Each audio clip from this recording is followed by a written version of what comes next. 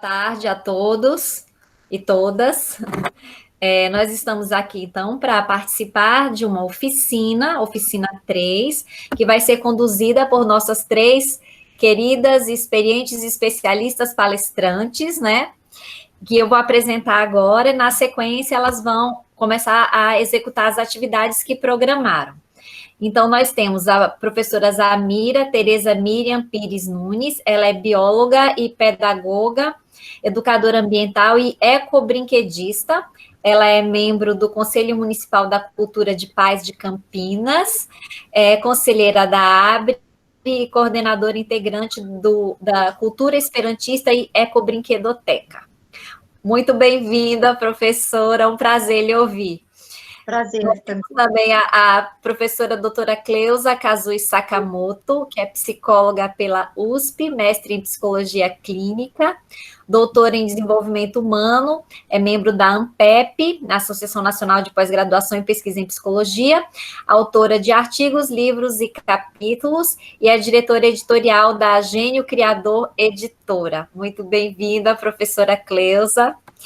E temos a professora Beatriz Piccolo Gimenez, que é matemática e psicóloga, mestre em psicologia da saúde, doutoranda qualificada em ciências pela Unifesp, também é membro da ANPEP, Associação Nacional de Pós-Graduação e Pesquisa em Psicologia, presidente do Conselho Consultivo da ABRE, é também psicomotricista e arte-terapeuta. Muito bem-vinda, professora Beatriz.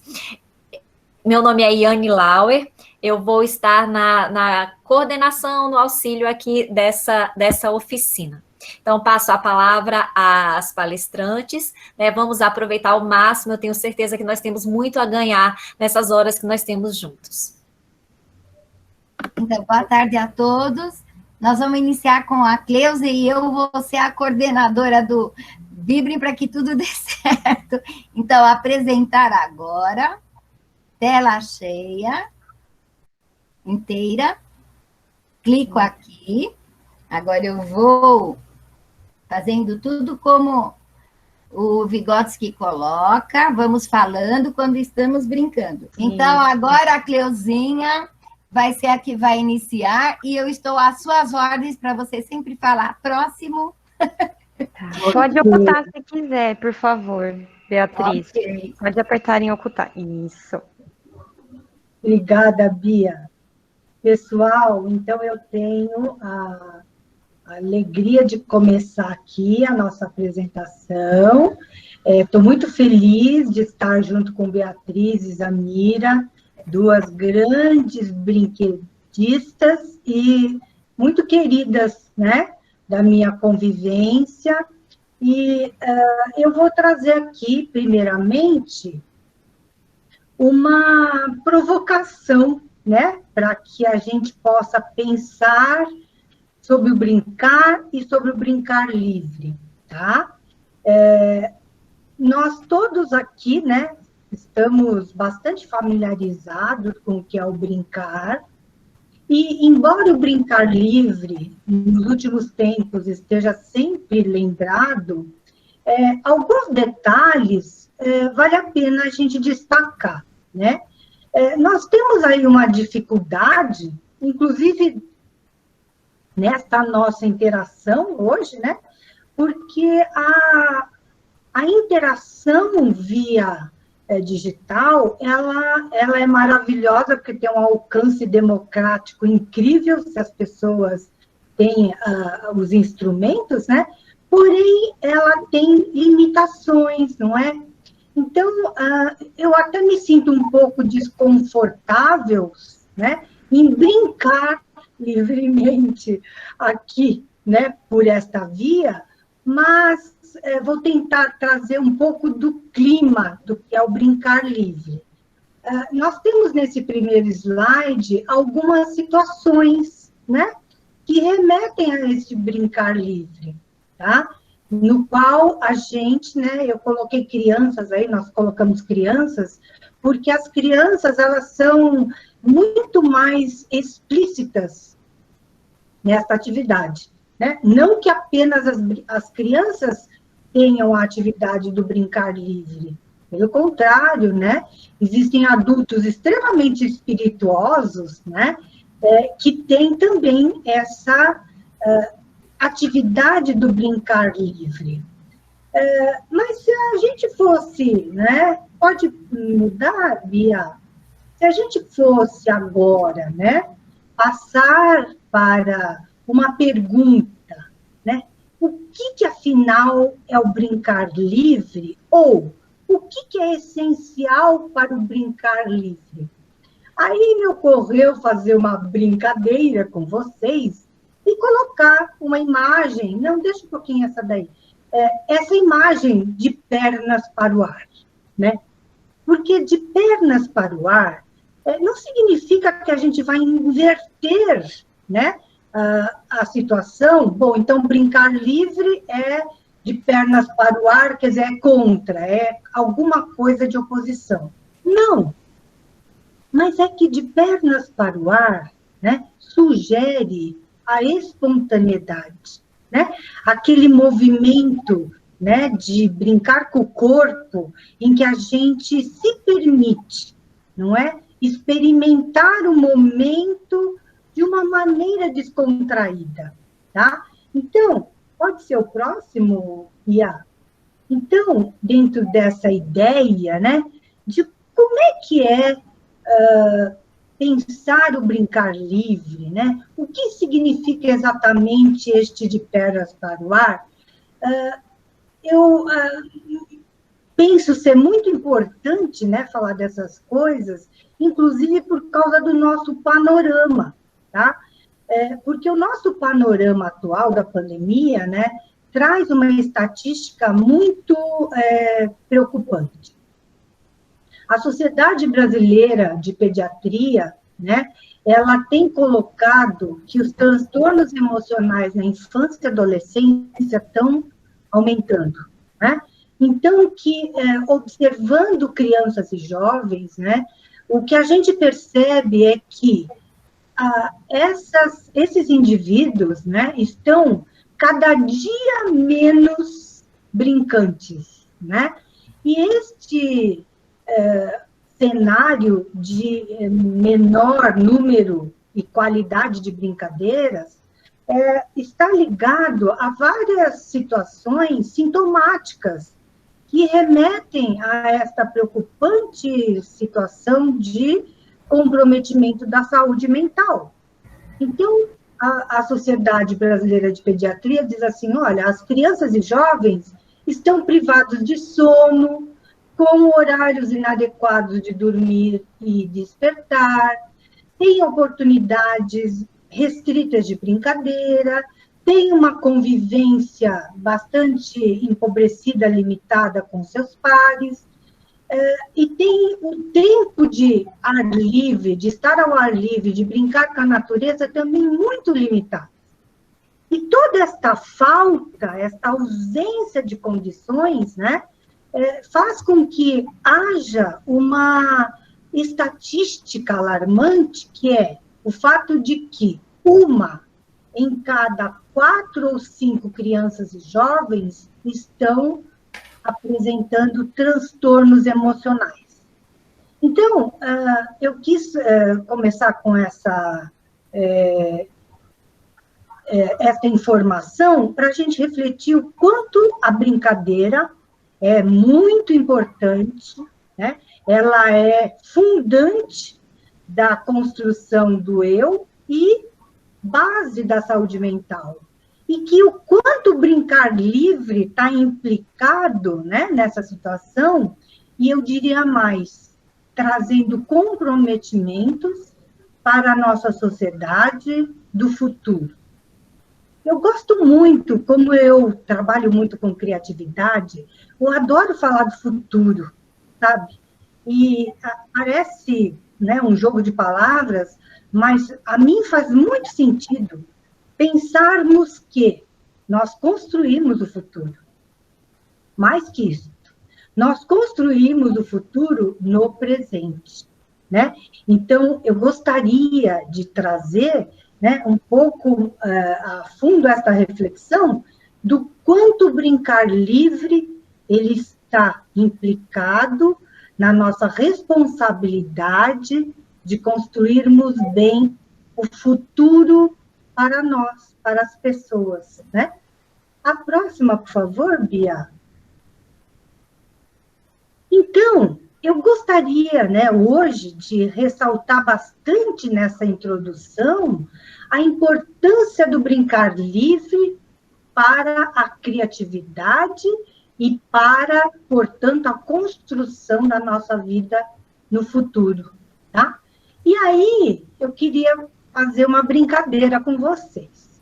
Gostaria que vocês olhassem no entorno imediato de vocês e procurassem um objeto qualquer e que vocês imaginassem, né? Que tipo de brinquedo poderiam transformar com este objeto? Pode ser aquilo que está disponível bem pertinho de vocês mesmos, né? Um pedaço de papel, como ali na ilustração, um cotonete, né? Um clipe, qualquer coisa. Um botão, né? Que caiu da blusa e está ali do ladinho, qualquer coisa. Imaginem este objeto que vocês localizam aí no seu entorno. Imaginem um brinquedo com ele, né? E quem quiser compartilhar essa ideia, né? A gente podia, se for rapidinho, alguém abre o microfone e conta para nós, olha, eu escolhi este objeto e bolei essa ideia ou este brinquedo. A Bia já fez alguma coisa ali, né? Ela fez um bigodinho. Tá tão pequenininho, Bia, você fez um bigodinho com um pente? Ah, com a escova de cabelo, olha que legal. Isso, né? Tem mais alguém aqui? Ah, que está brincando, fez um brinquedinho de gira-gira. Ah, que pena, não aparecem os nomes. Eu sugiro que alguém fotografe. Olha, tem mais alguém brincando, né, com as Três Marias, não é? Na verdade, ficou uma Maria só. Que legal.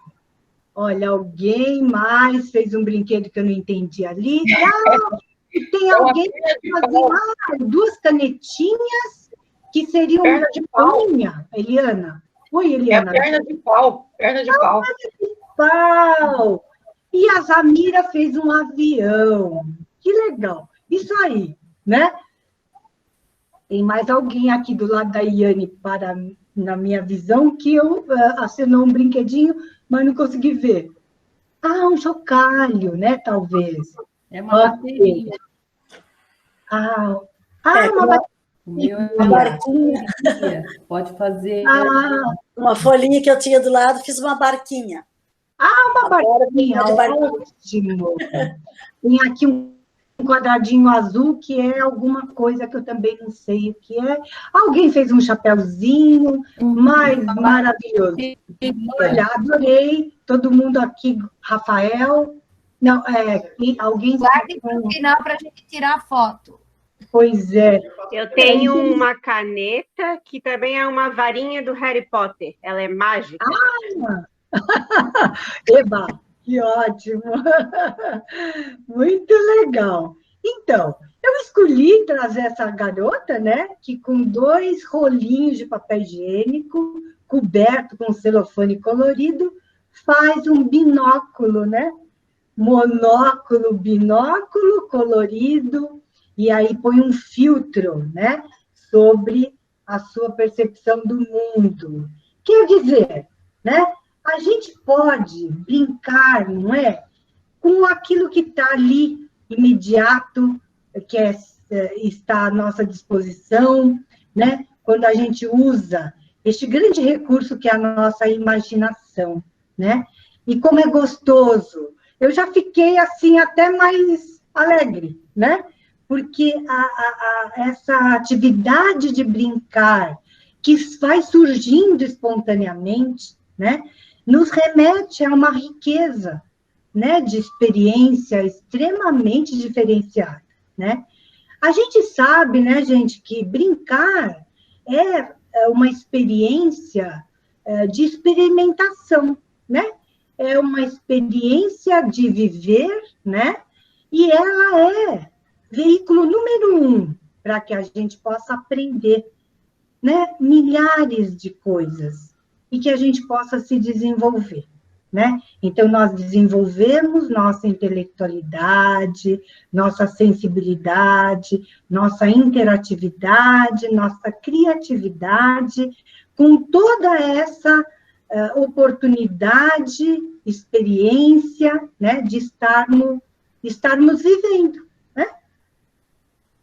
Mas o brincar livre, ela tem uma característica, né, bastante marcante, que é a espontaneidade e o inesperado, né? Porque, por exemplo, num jogo, a gente até, claro, também tem a novidade, né? Porque a novidade faz parte da vida, né? Da vida humana, mas no brincar livre, como nós nos lançamos à experiência, esse desconhecido pulsa de uma maneira muito mais presente, muito mais intensa, né? Inclusive, é interessante a gente pensar, né, que o próprio brincar livre e a criatividade, né, elas não são experiências passíveis de serem controladas, né? A característica deste brincar que flui, do brincar livre, e da criatividade como sinônimo de brincar, tem a ver com se lançar à experiência, né? E sentir este prazer pela experiência, né? Qualquer situação em que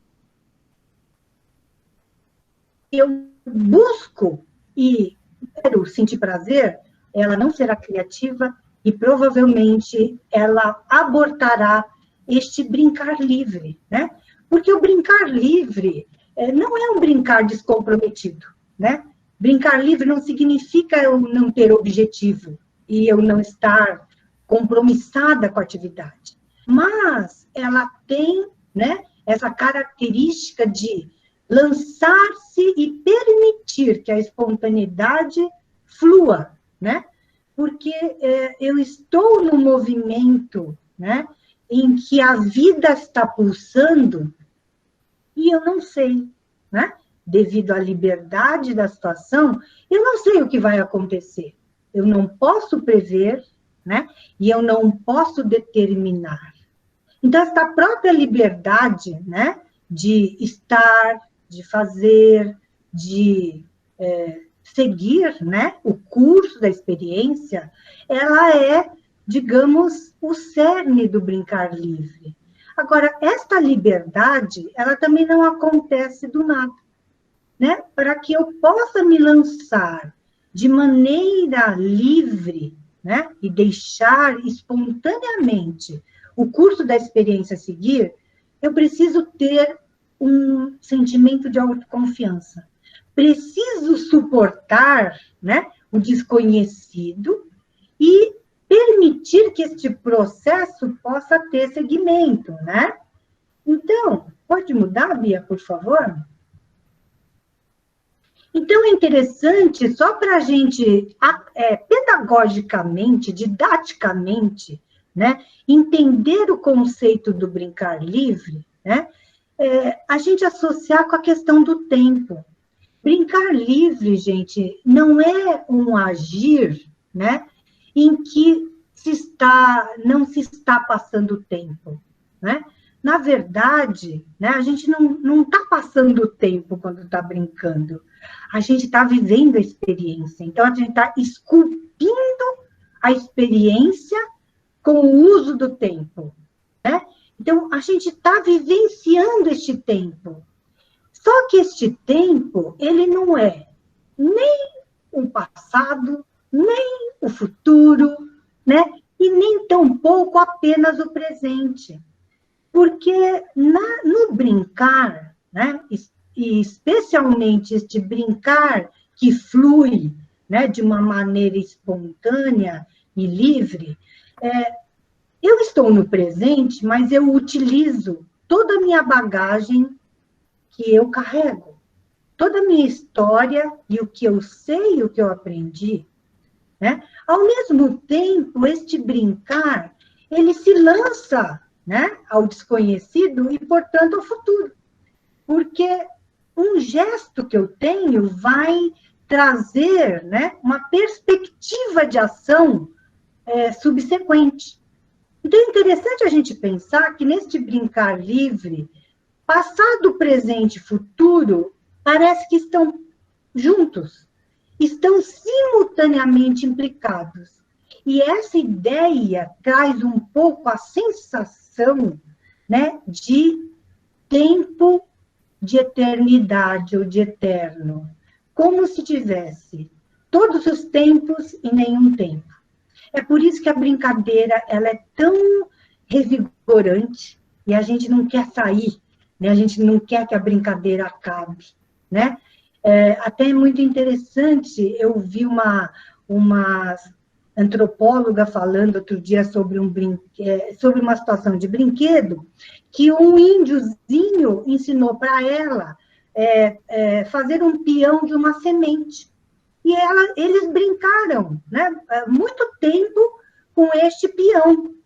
E aí foram embora. Aí, no dia seguinte, a antropóloga passou pelo local e achou o peão. Ela falou, nossa, o fulano esqueceu o peão.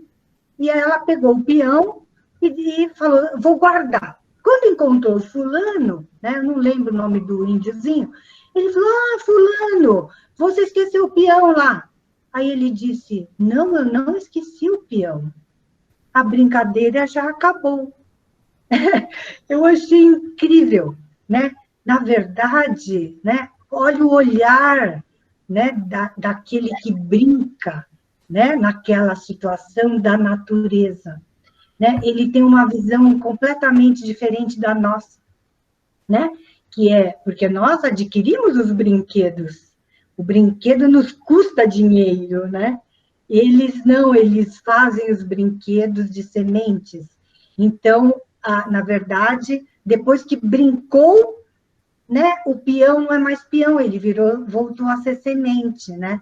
E isso me inspirou muito pensar o quanto a gente também precisa hoje estimular as crianças a terem essa experiência com a natureza, né? Eu sou de uma época em que eu brinquei muito no quintal da minha casa, brinquei muito com a natureza, com flores, gravetos, né? Pedaços de coisas, né? Até utensílios que a minha mãe dava, olha, quebrou tal coisa, a gente pegava para brincar. E essa interação com a natureza traz, né, uma noção maior da nossa ligação com a natureza, porque nós fazemos parte da natureza, né? E também deste respeito, né, que a gente deve ter com o ambiente natural. Então, voltando, né, a esse brincar livre que permite, né, este criar, este descobrir, este desvendar, este construir, né, ele, na verdade, ele é a própria potência criativa, né? Isso não sou eu que falo, é o Winnicott, né? O Winnicott ressalta isso, né? Pode só voltar um pouquinho, Bia, um pouquinho, que eu não sei se eu já falei tudo de lá. Sim, e para o Winnicott... Um minuto. É que você tem só mais um... Já vai dar...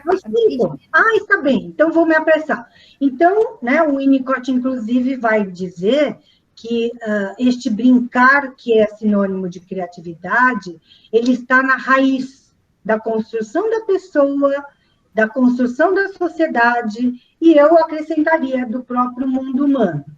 Então, agora vamos lá para o último slide. Você tem mais dois, né? Não, eu posso continuar.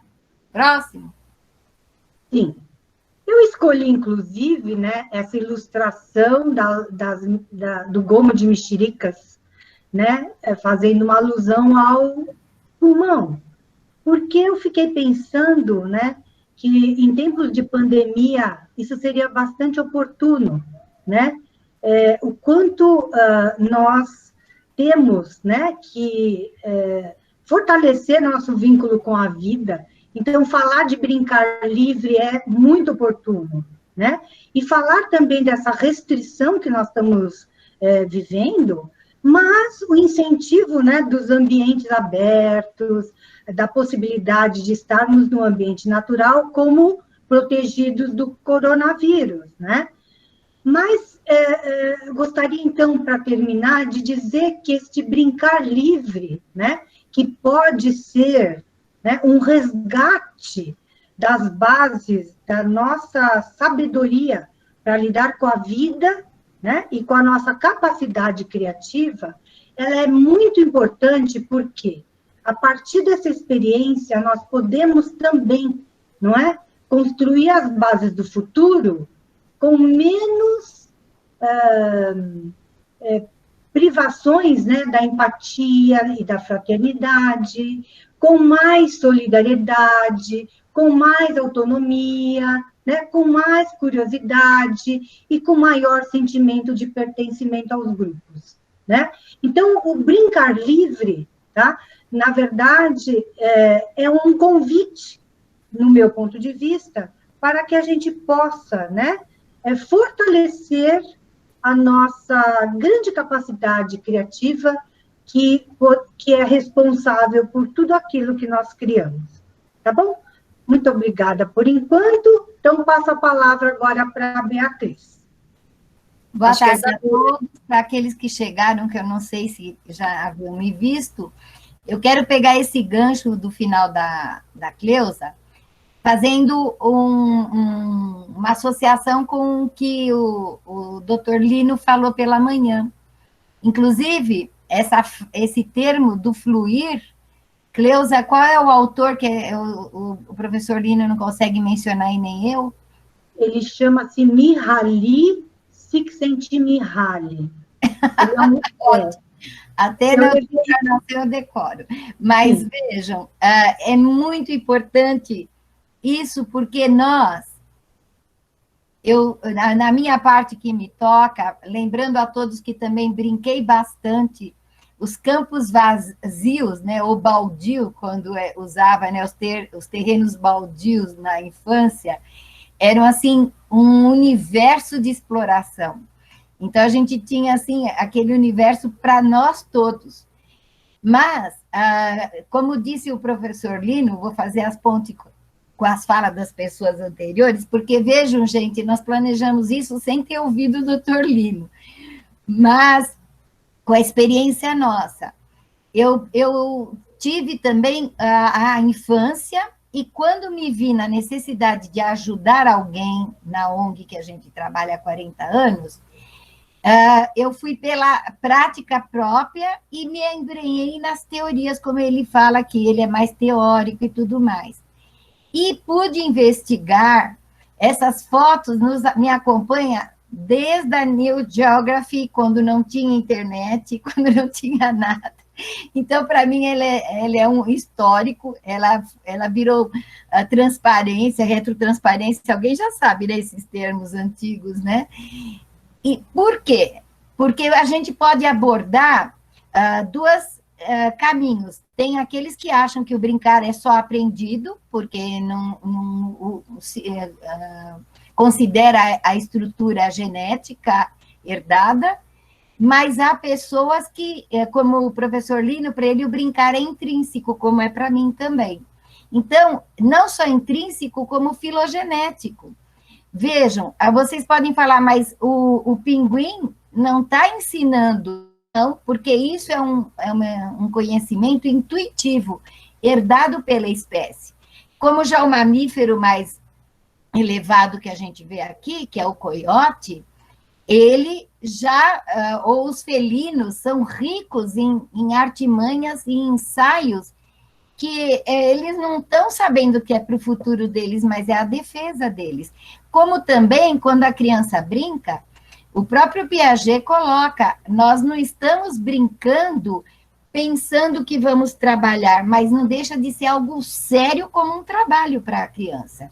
Então, nós estamos vivendo a experiência com todos os pressupostos que foi dito pela querida Cleusa.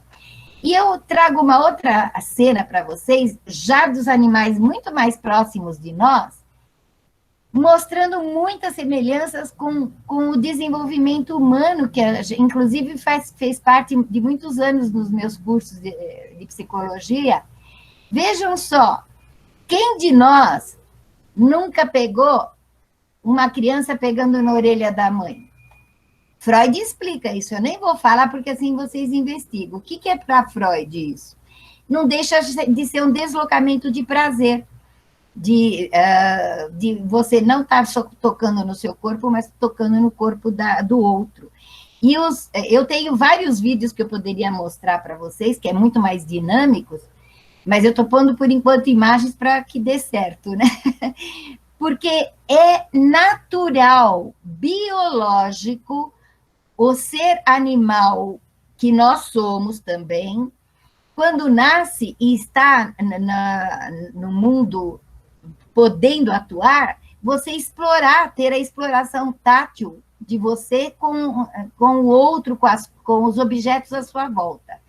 Então, por que a gente fala biológico? Porque está dentro de nós. E essa cena aqui nem era para pôr, mas eu fiz questão de também pensar que não penso que o símil aqui só deixa o animal livre e solto, ele também põe limites, dizendo aqui para o macaquinho, ó, até onde vai o seu rabinho, você pode brincar, não vai passar daqui. E a gente aprendeu ao longo do tempo que nós, humanos, estamos nos aproximando com a sapiência do macaco. Vocês podem até rir, mas os macacos, eles têm, cada prole que eles têm, não tem mais do que 2 anos, a cada 2 anos eles têm a atividade e carregam esses filhos até 2 anos. E o próprio Vygotsky coloca, numa das falas, a partir de quando a criança deixa de ser um antropóide para ser um ser que desenvolve suas faculdades mentais superiores. E eu digo isso com mais indagações ainda. Vejam só, a epigenética que está muito atuante nos Estados Unidos e na Europa, nós temos amiga aqui que estuda essa área, só peguei 4 colocações bem elementares. Nós já sabemos, até na década de 80, tinha pouco conhecimento, 70, pouco conhecimento do que ocorria no ventre materno. Mas, depois a gente foi tendo mais constatações de que o movimento ocorre, de que o bebê chupa os dedos, e hoje sabe-se que a partir de alguns meses, eles já têm a audição, não há o entendimento da voz, mas o reconhecimento do timbre da voz humana, né, da mãe. E muito mais coisas que não vamos entrar aqui. E dentre outros fatores, não só o movimento do brincar, como também a pausa. Por que eu estou pondo isso? Porque nós estamos fazendo alusão que a criança tem que ter o livre brincar, ou tem que se movimentar, tem que estudar o dia inteiro, tem que estar numa escola bilíngue, mas poucos estão se preocupando com o sono. Permite que a criança fique com o controle de um celular ou um tablet até altas horas da noite ou na madrugada. E nós, desde quando a gente retornou nos estudos mais profundos na Unifesp, já havia, na década de 90, grupos de apoio para os adolescentes que estavam em computador, na década de 90. E na década que eu voltei para 2010 para cá, já havia também os que estavam saindo do hábito, né, negativo ou vício do celular e da internet e tudo mais. Então, eu pergunto, será que é esse o futuro que a gente quer para a nossa criança? Será que é isso, só porque está surgindo toda a capacidade de nos movimentarmos, de ver e aprender remotamente, nós temos que abandonar os critérios naturais de desenvolvimento humano? Então, eu coloco aqui um vídeo para os senhores, Só vou dar um alerta, porque eu não gosto de falar enquanto o vídeo está ocorrendo. Ele é curtíssimo.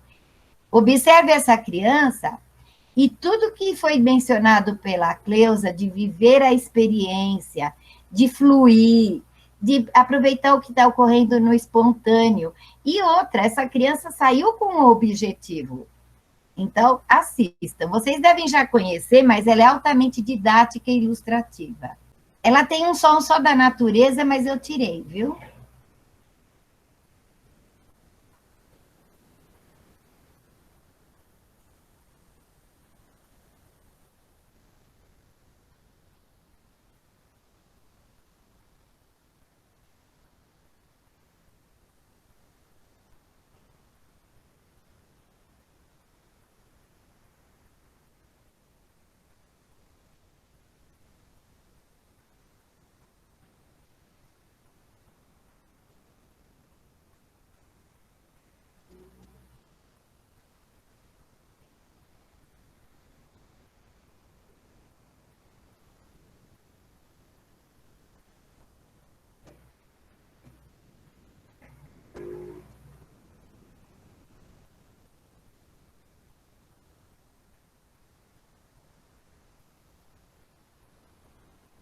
Então, em cima dos pressupostos que a Cleusa havia posto, sem a gente ter um exemplo ilustrativo, a gente usando as nossas experiências, a gente pergunta agora, esse exemplo mostra que o brincar é uma experiência fundamental pela experimentação. Quer dizer, é uma vivência que reduz de uma prática em que o corpo está em ação. E isso, por consequência, como todas as literaturas provam, aprende-se e se desenvolve também. São duas coisas que acontecem, não se sabe se um primeiro ou outro segundo, mas que os dois ocorrem. Então, essa criança, ela saiu com o objetivo de levar o cachorro passear, mas ocorreu um inesperado, ocorreu a experiência do desconhecido. Ela viu aquela poça d'água, vivenciou, agiu e sentiu, mas se entregou nessa experiência completamente. Vejam só, ela viu uma novidade e ela testou segundo alguns critérios pessoais dela. Ela bateu o pé dentro da poça. Antes ela olhou se o cachorro não ia sair, porque ela já está mostrando aí uma certa responsabilidade nascente. Aí ela foi longe, veio correndo, até que ela esgotou o momento. E vejam, mais aqui embaixo, não é algo descompromissado, foi espontâneo. Então, surgiu a liberdade e o que ocorreu também? De todas as pesquisas que ela fez ali em alguns minutos, cresceu na autoconfiança, onde ninguém precisa falar para ela. E lembrar que essa criança pouco tem domínio da fala pela idade dela. Se tiver muito, uns 2 anos e meio, é muito, e olha lá. E ela pôde, então, como próprios, tanto Winnicott, Piaget, agiu explorando. E isso é muito mais do que protagonismo, porque se a gente pegar a origem da palavra protagonismo, eu vou ser o elemento principal na brincadeira. Eu não preciso ser o elemento principal na brincadeira, eu preciso estar vivendo a brincadeira como um todo e fazendo parte do meu eu. E fazendo parte de um tempo que não é meu e nem é da realidade. É aquele momento, como o Indiozinho disse, acabou, acabou. Próxima fala nossa é falar um pouquinho do jogo, porque tanto o professor Federico como o Lino comentou a questão do jogo. Se nós estudarmos, virmos as oficinas dos colegas que falam sobre os jogos analógicos e vamos dizer, os digitais mesmo, que está muito na moda, nós não estamos só pensando de estar trabalhando com outro. Nós temos que lembrar que o termo jogo é a interação do indivíduo com algum objeto, seja ele animado ou inanimado, seja ele um objeto lúdico, ou seja ele, até se eu quero arranjar um namorado, eu posso montar um jogo para conquistar meu namorado. Mas o que é essa ação de jogar, de pôr coordenadas em mim, que me promove competências, em que eu vou crescendo e cada vez ampliando em nível não só de domínio de habilidades, mas de capacidades mentais, onde meu cérebro passa por estágios. Nós, do grupo, aceitamos os estágios que um não vem sem o outro, né? A seguir de um estágio, ele é base para o outro, mas tudo se completa. Então, nós podemos ver aqui que o jogo ele já surge, tanto Vallon como Piaget, quando surge a intencionalidade. Quando um bebê já quer catar um objeto e ele não consegue, ele puxa a coberta para trazer o objeto perto dele. E isso não é só o bebê, é provado com os antropóides. Se ele está numa jaula e ele quer pegar um cacho de banana, já puseram uma vara perto dele. Ele olha, como o Vygotsky fala também, está dentro do campo de visão, ele na hora pega aquela vara e tenta alcançar, porque remete, em questões filogenéticas, a uma extensão do braço. Tanto é que um bebê só sorri para quando tem uma estrutura já de uma boca e dois globos. Se vê um rosto, uma bola com vamos dizer assim, figuras geométricas desorganizadas, ele não sorri. Isso também é filogenético. Sabe-se desse caso ter ocorrido quando um bebê caiu numa jaula de macacos, né? Eu vou falar bem simples. E uma macaca mãe veio e socorreu. Por quê? Porque para ela, um corpo pequeno com bola grande em cima é um filhote. Então, essas coisas filogenéticas falam mais longe, mais dentro de nós, trazido como intuição e depois se aprimora como, muito mais do que instinto, mas se aprimora como um conhecimento de capacidade construída. E por que a gente fala também do jogo? Que o pessoal fala, não, jogar não é bom porque ele compete. O bom é jogo cooperativo, não jogo competitivo.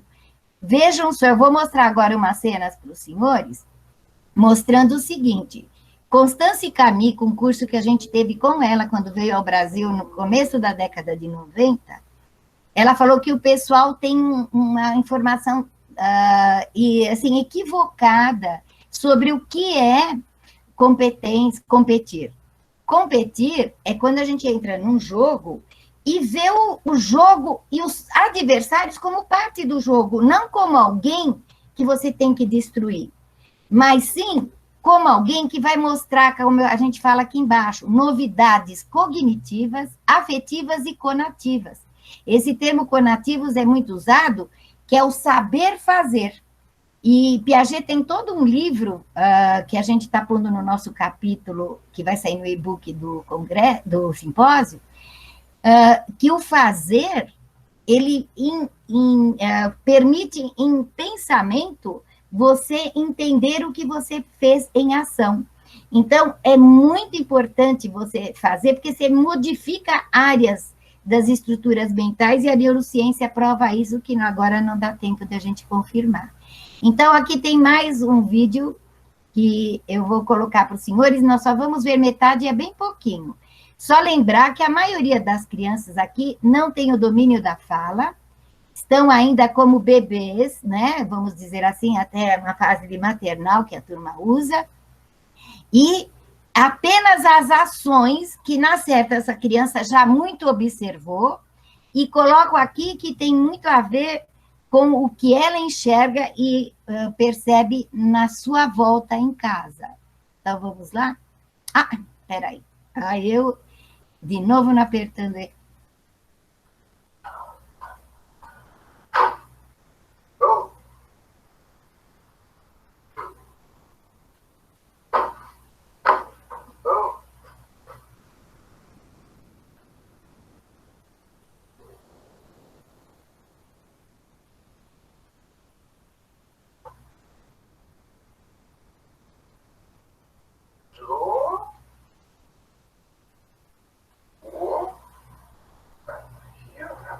Caiu o pregador. Esse mais engatinha do que anda.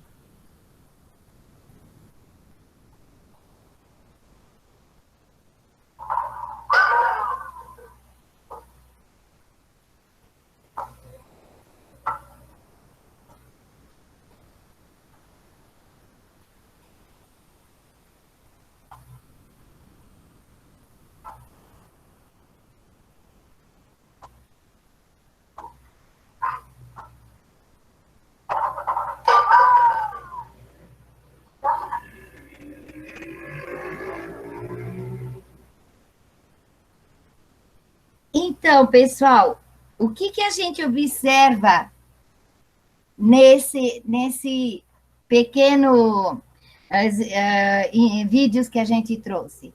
Ainda há pessoas que falam assim, Piaget estava errado, porque o bebê já coopera desde pequeno.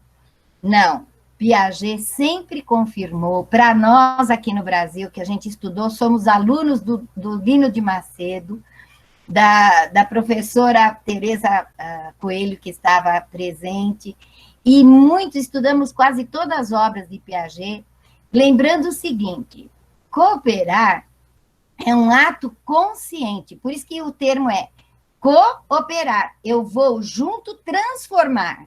E transformar, como o Piaget fala, não surge numa fase sensório-motora, mas surge a imitação e o jogo simbólico. Esse jogo simbólico é você, no ambiente, permitir que a criança interaja, que é o que houve. Essas crianças foram trazidas sem nenhuma orientação prévia, era para apenas observar o que acontecia.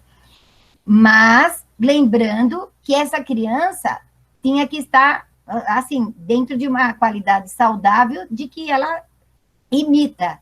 Hoje sabe-se que se pode provar isso com a teoria dos neurônios espelhos. Quem nunca ouviu falar, ou não leu a experiência, é que estavam fazendo pesquisas com, vamos falar bem simples, com 2 macacos, um deles já com eletrodo, fazendo a ação. O outro só com os eletrodos, mas sem ainda fazer a ação, observando. E foi assim, como se fosse algo que ocorreu não premeditado. Eles observaram que a área do macaco que estava passando pelo experimento, em nível cerebral, estava atuante igualzinho ao outro que apenas observava, e ainda não estava atuante, só estava acionados os eletrodos. Então, é sábio hoje que a gente aprende por observação se você está saudável. Você não precisa se jogar a todo tipo de experiência. Ou se você já experimentou, o ato de observar também estimula essa região. Então, a gente pode colocar que, por mais que o brincar é o presente, é como a Cleusa falou, todo o passado está ali contido, porque o eu é integral. E Einstein já provou que não tem o presente, o passado e o futuro. Então, não entrando ainda nisso, mas nós podemos deduzir o quê? Naquele instante, só de ver o brincar, ou de ver um campo propício, já eclode em nós, essas áreas neuronais já ficam ativas, porque a experiência é cumulativa, ela não é perdida. E para voltar ao termo de cooperar, lembrar que a criança precisa sair do domínio do olhar, já estou passando do meu tempo, viu? Do domínio do olhar, que que domina as minhas percepções, que é antes dos 6 anos, mais ou menos, para atuar no mundo. Hoje nós estamos dando tudo na mão da criança, impedindo que ela atue no mundo e conquiste e construa as operações realmente. As adições de somar, subtrair, elas têm que tirar do mundo real, do mundo físico, para internalizar isso em nível mental. E Piaget diz que essas mesmas estruturas mentais são as que também se organizam as questões morais. Então, é a questão da reciprocidade, o que eu não quero para mim, não quero para o outro. Isso tem os estudos de Piaget, nos últimos anos de vida dele, que poucos conhecem, a questão dos conceitos formais na relação humana. Então, para Piaget, perto dos 8, 9 anos nas obras dele, começa a colaboração, que é, eu trabalho com você ajudando, mas não transformando, porque eu ainda estou aprendendo. Então, eu vou muito pelo exemplo do outro, mas eu tenho já um senso crítico. Se minha mãe está me pedindo para eu estender a roupa e ela fica lá bela e folgada, eu falo, poxa, mãe, a senhora não ia adiantar comida enquanto eu estendia a roupa? Então, eu posso discutir com ela isso. Eu estou colaborando, mas também sei julgar. Mas no período formal, em que a gente realmente tem que trabalhar em equipe, aí ocorre no modo consciente, aí nós podemos dizer que somos usuários, aí nós podemos dizer que podemos cuidar, como o Lino falou, e assim por diante. E finalizando, estamos agora com a nossa querida Zamira. Zamira, pode falar você. Muito bem, Beatriz. Muito bem, Cleusa. E agradeço aqui a toda a equipe que organizou esse simpósio. Estou muito feliz de estar presente, ainda mais com essas duas grandes mulheres aqui, e que me deram força para estar aqui. Então, vou começar a falar um pouquinho do que é a Ecobrinquedoteca de Campinas. Porque o trabalho que eu tenho desenvolvido com Ecobrinquedoteca, eu acho que já nasceu dentro de mim, porque eu venho de uma família numerosa, 13 filhos, eu sou a 11ª, meu nome é Tereza Miriam, mas por causa de outra Tereza que tinha na minha casa, eu fiquei com o apelido Samira, e gosto também, e hoje desenvolvo esse trabalho voluntariamente, né, dentro da Ecobrinquedoteca de Campinas, e desde pequena a gente faz jogos, brinquedos, sem precisar comprar. E como tem esse viés ambiental, a gente trabalha também com a questão de redução, né? Então, em vez de consumir muito, vamos tentar reutilizar mais, né? A Cleusa conseguiu que todo mundo fizesse um brinquedinho aí na hora, e que beleza, né? A gente pode improvisar com o que a gente tiver.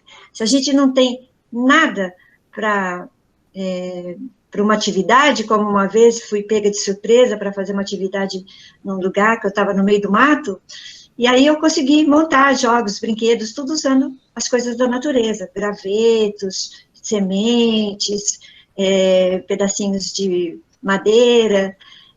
Então, assim, não existe limite para a hora que a gente quer brincar, não vai depender de ir ao shopping comprar um brinquedo, né? O brincar, ele é inerente ao ser humano, então ele é possível da gente, como é que fala? Viver brincando. Eu tenho uma frase agora esqueci o nome dela, mas eu peguei ela para mim também. É assim, eu não queria crescer, mas cresci, é claro.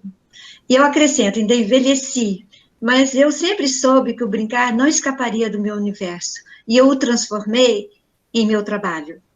Então, a partir daí, assim, eu sou uma eterna brincante, e eu queria colocar aqui no chat 2 frases com as quais eu vou começar o meu trabalho e terminar, tá? Então, a Ecobrinquedoteca é um sonho possível, então quem quer montar uma brinquedoteca pode pensar na Eco, e aí a gente dá todo o suporte que precisar, tá? E, em seguida, né, que eu vou falar um pouquinho de jogos cooperativos, um mundo mais colaborativo, inclusivo, é possível também. A parte do jogo cooperativo, que eu vou abordar, eu indico que todo mundo assista, porque vai ficar disponível, o mini curso do professor Marcos Teodorico. Ele deu um show de jogos sobre jogos cooperativos hoje, e eu tive a honra de mediar aquele mini curso, e eu aprendi muito com ele. E já venho trabalhando com jogos cooperativos há muito tempo, às vezes até assim, sem ter tido um conhecimento prévio, porque eu me lembro que, enquanto orientadora pedagógica de uma escola, a gente fez uma gincana, e durante a gincana, uma das meninas que participou, quando terminou uma atividade que era a corrida do jornal, cada um tinha 2 jornais na mão, ia colocando no chão, pisa num jornal, e para andar, teria que pegar o jornal de trás, pôr para frente, pegar o jornal de trás, pôr para frente, até conseguir ir pisando no jornal e chegar na corrida. Aí, coloquei 5 crianças, né, para correr, E uma delas que chegou em quinto lugar, que eu falei, parabéns, chegou primeiro, parabéns, chegou segundo, parabéns, chegou terceiro. Ela começou a chorar e dizia, eu não cheguei em quinto, eu perdi. E chorava. Aí eu falei para ela, mas você não tinha experiência. Então, vamos de novo? Coloquei outros 4, aí ela chegou em terceiro lugar, com muitos aplausos meus, mas ela ainda não se conformou, ainda chorou de novo. Aí eu coloquei ela com mais uma turma, e na quarta vez que ela participou, ela chegou em primeiro lugar. Então, pela palestra do professor Marcos, né, eu pude perceber que ali eu também estava desenvolvendo uma competência. E, às vezes, assim, os jogos podem ser competitivos, mas eles também exigem que a gente preste atenção no quanto a gente prejudica um ser, né, uma criança, um adulto, sem esse esclarecimento de poder vencer a si próprio. E eu costumo, como é que fala, transformar alguns jogos também em jogos cooperativos. Vou falar mais tarde sobre isso. O primeiro jogo que eu quero mostrar é esse jogo que eu conheci através de uma francesa que esteve aqui no Brasil, a Dominique, e quando ela esteve na Ecobrinquedoteca, ela pegou um pedaço de papel e desenhou isso daí, pena que eu não guardei esse pedaço de papel, que ela desenhou esse brinquedo chamado piquenique. Esse brinquedo aí, eu acho que todo mundo está conseguindo ver, né, perfeitamente. Ele tem, no lugar das tampinhas que estão nos 4 cantos, são casinhas. Eu devia ter colocado as pecinhas fora, para vocês verem, eu mando depois uma foto especial. São 4 casas que tem em volta dessa floresta. E aí são 4 amigos que combinam fazer um piquenique no centro, numa clareira dessa floresta. Então, eles combinam de ir até lá. Mas, para chegar lá na floresta, existe uma maneira de caminhar. Então, nós teremos um dado, onde 2 lados, 2 faces do dado, tem o sol. Nas outras 4 faces, nós temos essas figurinhas geométricas, tá? O círculo, o triângulo, tem um hexágono e um oval aí, né?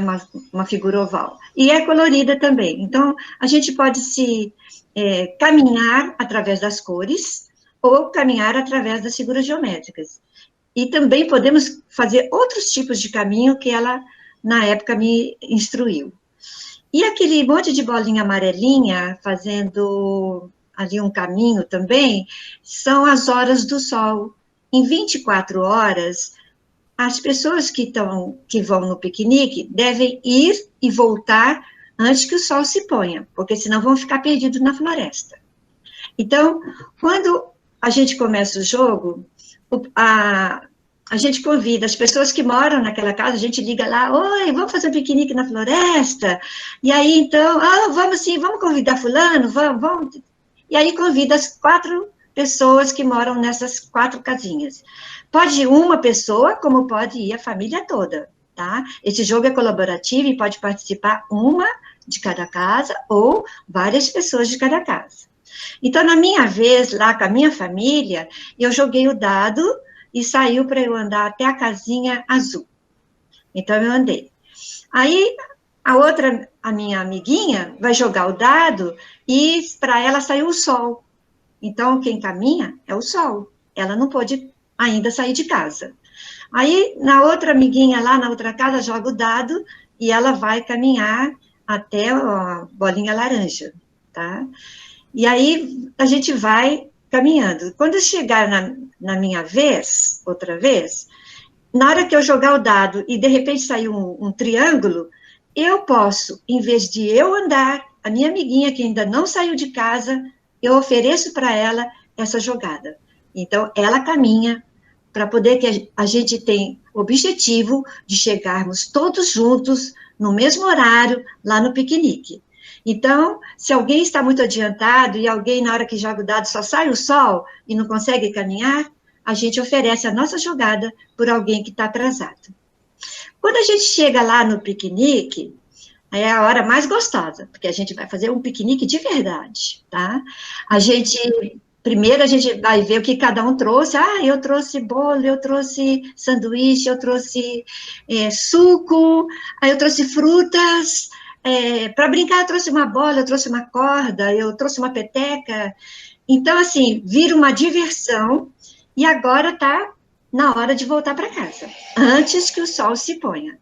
Aí o sol, de repente, já estava lá, tipo, 11 horas da manhã, de todas as vezes que ele já apareceu no jogo, e a gente continua essa volta antes que o sol se ponha.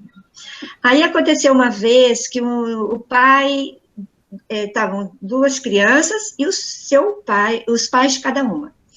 E a gente percebeu que as crianças estavam muito ansiosas, com medo de se perder na floresta. O que os pais fizeram? Toda a volta, em vez deles andarem as suas peças, eles andaram a peça dos seus filhos, para que eles pudessem ficar em segurança mais rápido. Então, assim, é uma coisa muito linda. Das vezes que eu joguei esse jogo, eu me encantei com as possibilidades de colaboração que aconteceram. Aí estão as regras, vocês podem fazer, inclusive, eu tenho ele, que uma amiga minha, Vera, que está aí assistindo, ela fez bordado num tecido, com caminhos, não assim quadradinhos, não, mas com caminhos mesmo, parecendo umas estradinhas, sabe? E assim, o modelo é mais ou menos esse, né? Mas vocês podem criar em qualquer tipo de papelão. Para mim, assim, o importante é que a gente consiga fazer o jogo, consiga brincar e consiga passar para frente também, tá? Podemos passar de slides. Xadrez. Uhum. O xadrez, ele é um jogo competitivo, né? É um jogo de desafio de inteligências. E por muito tempo, pelo menos na minha, como é que fala? Educação, na minha cultura, geralmente os homens poderiam jogar. Né? Então, na minha casa tem um irmão que é enxadrista, está com 82 anos, e joga xadrez, eu acho que todos os dias da vida dele. E nós, mulheres, a gente não podia jogar. E, assim, não era próprio para a mulher poder jogar, né? A mulher teria que ficar lá na arrumação, na cozinha, na cuidar das crianças, e eu sempre digo, né? Quando a gente é criança, nós brincamos de casinha e a gente continua brincando de casinha até hoje, né? E os homens, eles brincavam de tudo e continuam brincando, só que eles não falam que brincam, eles jogam baralho, jogam sinuca, jogam, sei lá, futebol, basquete, tênis. E assim, hoje, graças a Deus, as mulheres estão já conquistando esse espaço. E eu também já pude conquistar, né, joguei bastante, fui bastante esportista, e o xadrez ficou, assim, para as mulheres, uma coisa, não, mulher não dá para jogar xadrez. E aí eu descobri que nós, mulheres, somos maravilhosas para jogar xadrez.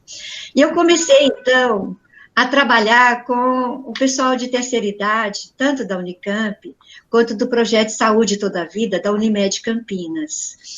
E o ano passado, eu fiquei muito feliz, porque 4 idosas como eu, né, conseguiram aprender o xadrez.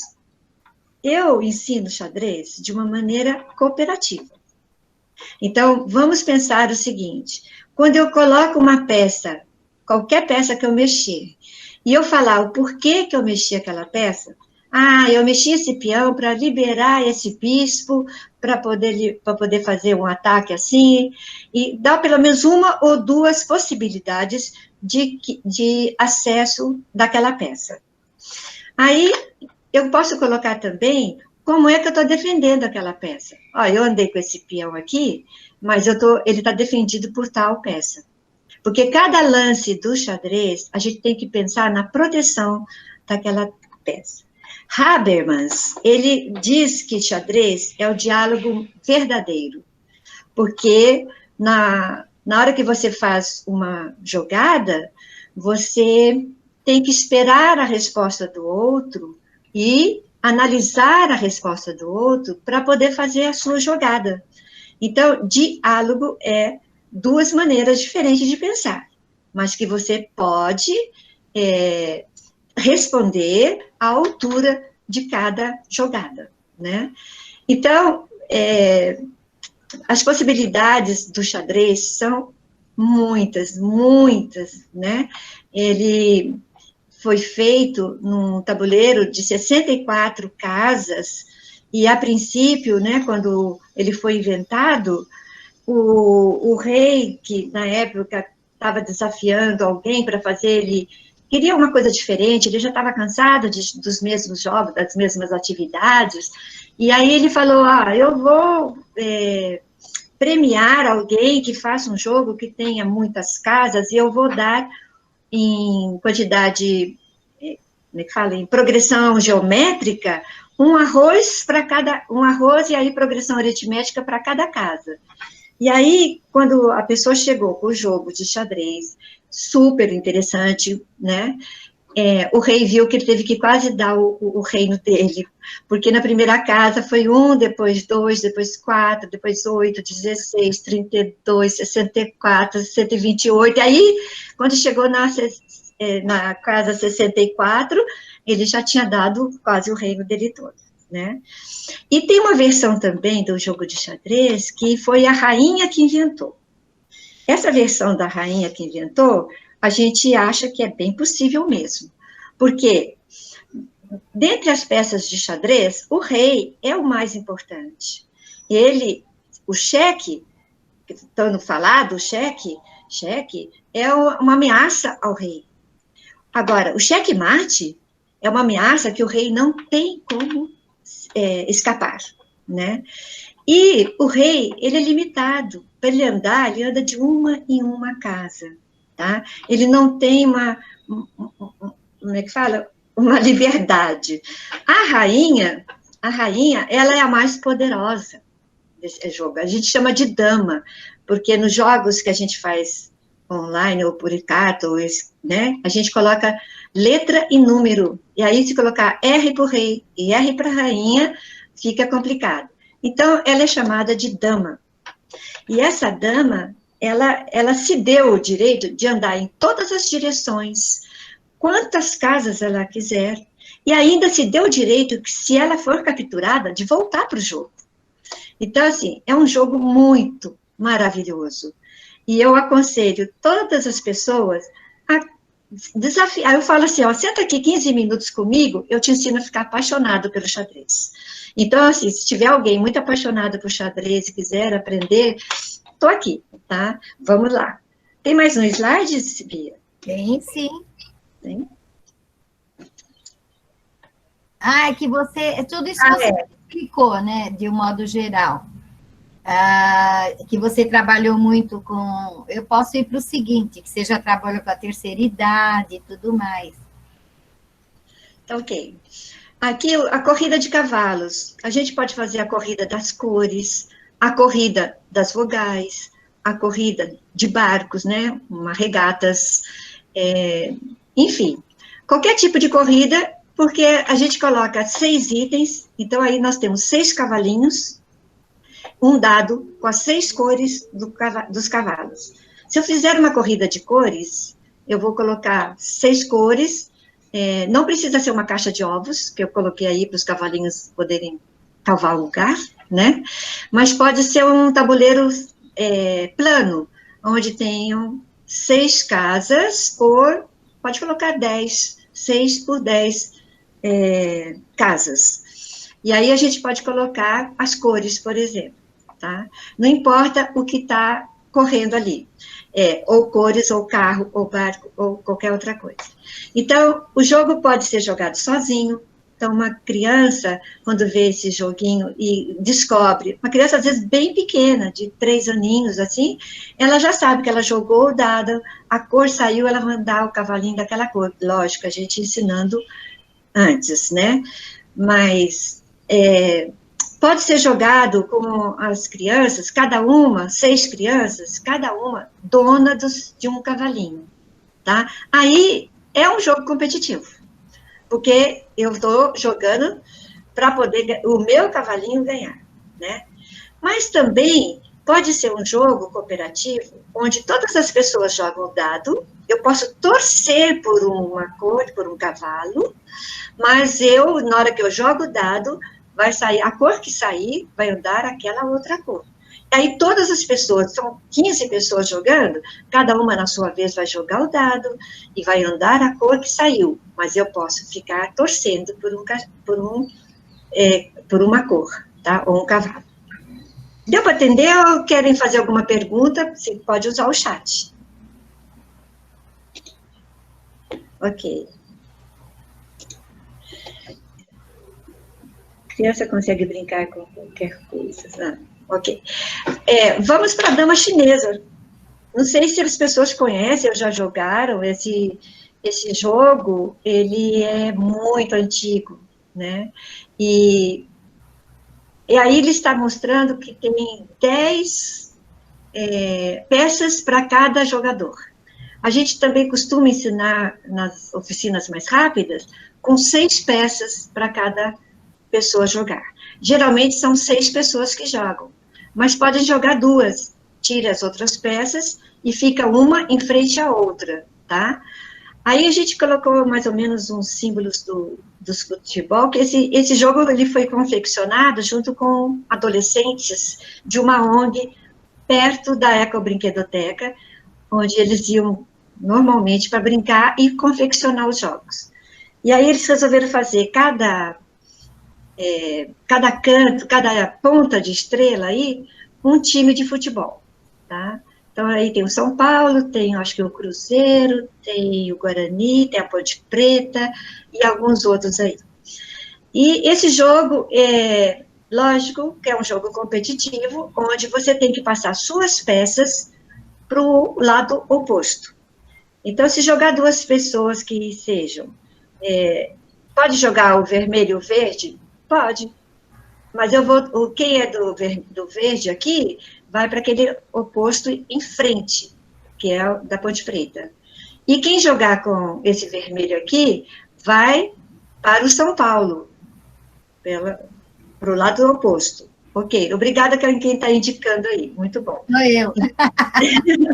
Muito obrigada, Beatriz, ela está indicando. Então, quando a gente joga em 6 pessoas, o jogo, de repente, fica congestionado no centro do tabuleiro. E aí fica difícil da gente ultrapassar para o outro lado, tá? Esse jogo é tipo um jogo de dama mesmo, porque você salta a peça para jogar, ou anda a peça de uma em uma casa. Então, para você atravessar o tabuleiro andando de uma em uma casa, vai demorar, né? Eu ando uma casa, o outro anda uma casa, o outro anda uma casa. Então, existe a possibilidade de você pular uma ou mais casas, uma ou mais peças que tiver pelo jogo, só que você não vai tirar do jogo, você não vai comer a peça. Então, é uma dama onde você não captura as peças. Mas, na parte cooperativa desse jogo, é o seguinte, quando você está jogando e você enxerga uma jogada boa do seu... não vou chamar de adversário, porque no jogo cooperativo a gente tem parceiros, tá? Então, a gente jogando junto e, de repente, falando para o parceiro assim, nossa, eu estou vendo uma super jogada sua, você vai saltar umas 4 peças aí. Não necessariamente eu vou mostrar qual é a jogada, porque tem pessoas que até não gostam nem que a gente fale que existe a possibilidade de uma jogada melhor.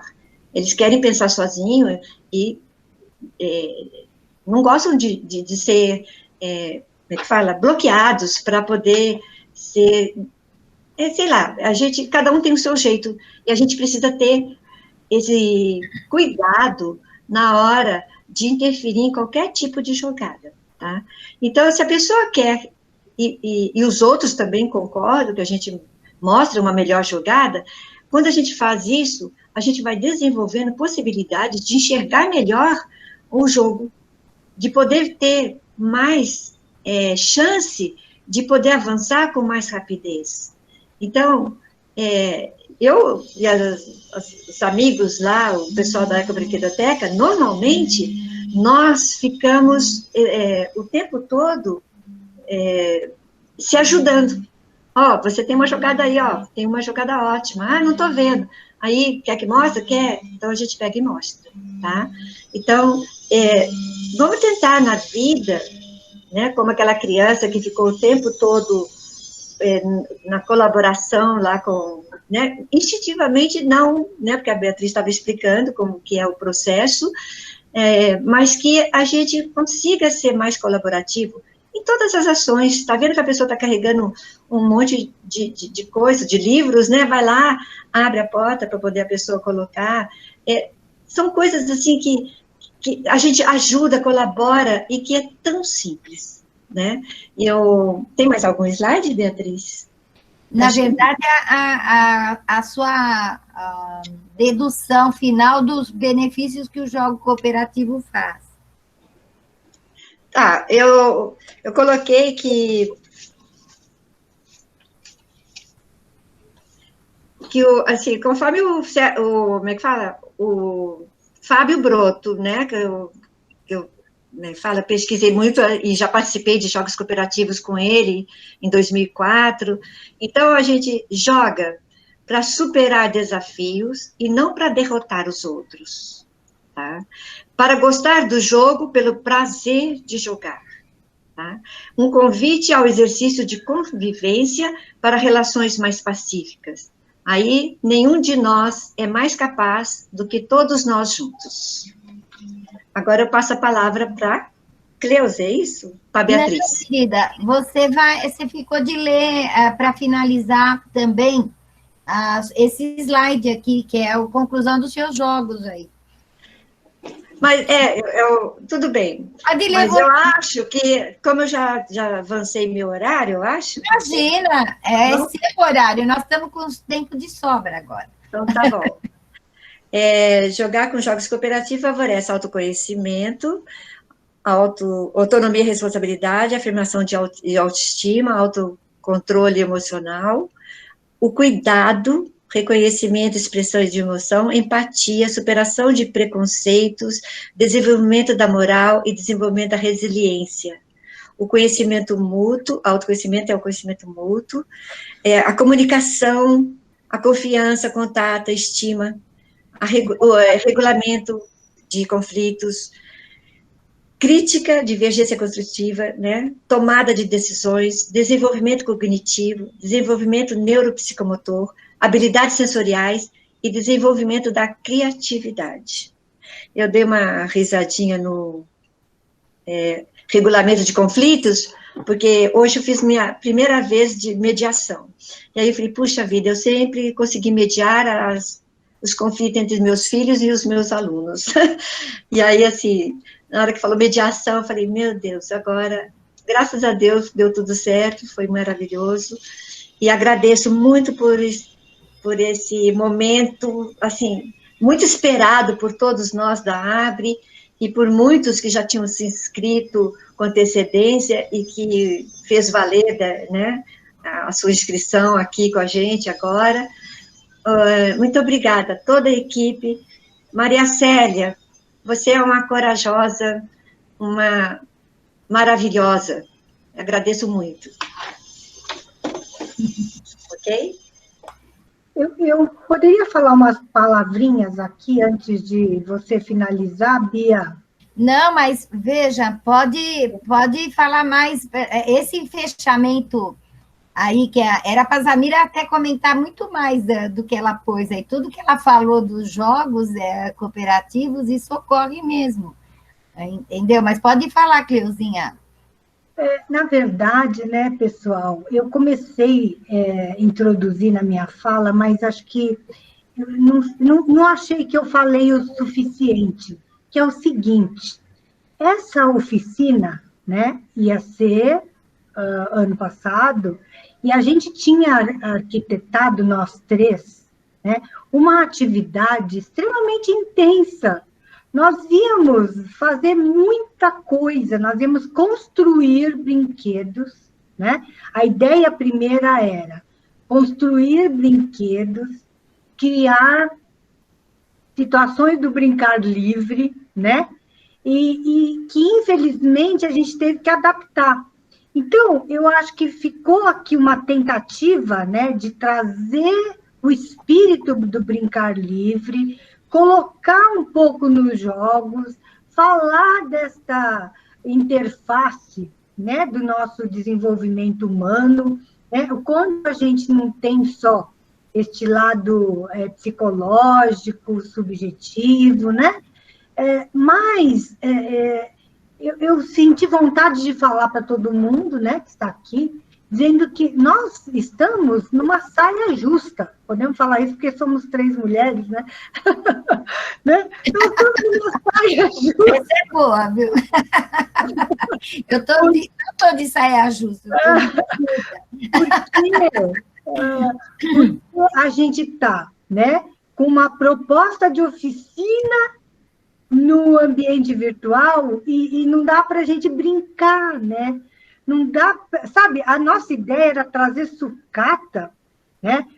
Por isso aí a gente quis trazer a Zamira, convencemos a Zamira. Zamira, você tem que vir junto com a gente e nos ajudar, né? Porque a ideia era fazer um momento, né, de muita vivência, de muita criatividade, construção de brinquedos e brincadeiras, né?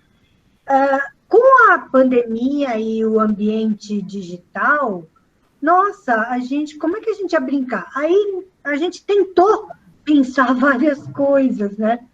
A gente tentou, mas né, não daria, né? A gente até chegou a bolar uma coisa assim, aí vamos pedir para o pessoal trazer um material, né? Quer dizer, aí cada um traria o material, a gente ia... Mas talvez não foi adiante, porque talvez fosse possível mesmo, né? Ali, na solidão de cada pessoa, fazer uma coisa coletiva dessa envergadura. Então, na verdade, né, eu estou com vontade de dizer isso para vocês, de dizer, olha, gente, nós trouxemos aqui, né, uma vontade, sabe? Acho que eu estou com vontade de falar isso. Nós trouxemos aqui uma vontade de falar da importância do brincar livre, sabe? Da importância de brincarmos juntos, né? Do quanto essa atividade, né, coletiva, sabe? Como ela é fecunda e como ela é importante para a construção das nossas relações, da nossa saúde, né? Da nossa saudável convivência humana. Então, a gente acabou, né, trazendo aqui, talvez, um começo, sabe? Esperamos, né, numa próxima situação de simpósio, né, que não tenhamos pandemia, que a gente possa se reencontrar e pôr a mão na massa, tá? Agora, infelizmente, hoje, né, porque o caráter de uma oficina, né, gente, é mão na massa, tá? Então, por mais interessante que seja discutir conceitos, né, o ambiente da oficina é para fazer coisas, né? Então, eu queria colocar só isso e pedir, né, que vocês façam as intersecções das nossas falas e da nossa intenção de trazer aqui essa discussão, né, para que cada um leve essa ideia, né, do quanto a gente talvez possa explorar, né, este lado espontâneo que dá lugar, né, para o encontro humano que é tão básico para que possamos construir o nosso mundo humano, a nossa evolução humana, né? Eu acho que era isso que eu queria falar. Você quer agora Eu quero continuar? colocar alguma coisa ainda. Eu queria só informar o seguinte para o público, que a nossa ideia foi de também colocar os jogos cooperativos pelo seguinte. Durante esse ano que passou, nós tivemos como psicóloga muita busca da família, não sabendo o que fazer com os filhos. E muitos deles vivendo em lugares, eu que tenho uma realidade que são, como eu posso dizer, comunidades, que são 1 quarto ou 2 quartos no máximo, e também uma outra realidade no consultório, que as pessoas viviam em apartamento.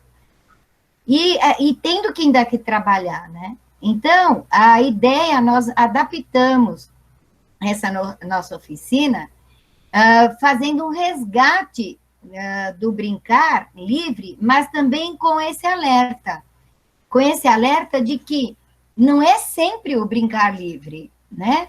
Mas o brincar também livre dentro de casa. Não é o livre na natureza, mas é o livre brincar dentro de casa. E uma das maneiras muito interessantes são os jogos cooperativos. Porque as imagens que a gente trouxe com os vídeos é mostrar que o gesto é precursor à fala. E o jogo já existe. A interação humana. E a observação, não se fala que o exemplo fala muito mais do que a fala, né? A imagem fala muito mais forte do que a fala. A criança observa. Só que a gente está pondo os bebês ficar só vendo o vídeo. Bebês é para vivenciar o mundo completo. O bebê tem que, na verdade, ele se movimentar para o mundo se movimentar à sua volta, porque ele tem que testar todas a sua organização somática, que são os seus músculos, o seu esqueleto. Ele tem que favorecer essa prontidão, para que essa atividade global seja depois refinada com as mãos. Só que nós não estamos fazendo isso. Então, a ideia foi a gente trazer os jogos cooperativos, que ele é uma fase que nasce no bebê. Se a gente pegar o bebê e brincar com ele, com coisas elementares, vocês viram como ele responde? Mas os pais nem sabem o que é isso. Estão terceirizando esse processo educativo por conta da creche, que tudo bem, tem o seu direito. Mas eu pergunto a todos, como que a gente pode tornar isso mais saudável? Será que nós não temos que repensar será que é isso que um bebê quer o dia inteiro ficar numa creche?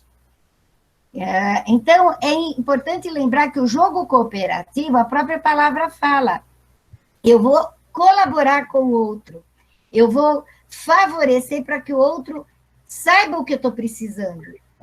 E isso, às vezes, a gente não está nem conversando. Quantos de nós falavam assim, ai, meu Deus, precisa voltar às aulas.